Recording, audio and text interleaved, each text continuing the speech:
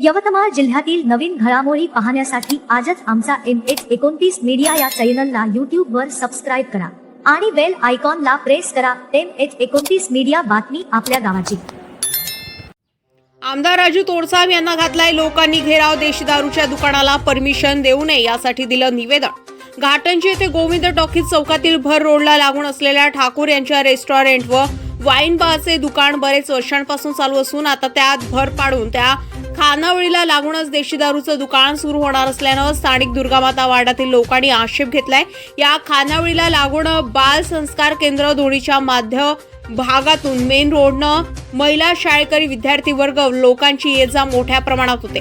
त्यामुळे इथं देशी दारूच्या दुकानाला जनतेने तीव्र विरोध केलाय व दिनांक 19 येथील आमदार राजू तोडसाम हे निवेदन प्रचारासाठी दुर्गामाता वार्डात आले असता लोकांनी घेराव घालून त्यांना देशी दारूचं दुकान इथे व्हायला नको यासाठी निवेदन दिलंय। स्थानिक मीडियाने हाच प्रश्न आमदार साहेबांना विचारला असता साहेबांनी टाळाटाळ करत तुम्ही ऑफिसला या, तेथे बोलू असं बोलून वेळ मारून दिली। या ठिकाणी जर दारूच्या दुकानाला परमिशन मिळेलच तर दुर्गा वार्डातील जनता उपोषणास बसेल असं देखील बोलू लागले। शिंदे गटाचे शहर अध्यक्ष निलेश राठोड यांनी माध्यमांशी बोलताना सांगितले की दारू दुकानाला जर परमिशन मिळालीच तर इथे तीव्र आंदोलन करण्यात येईल। याचा परिणाम नगर परिषद निवडणुकीवर भाजपला पडेल असा इशारा दिलाय। MH29 मीडियासाठी संजय ढवळे, घाटंजी।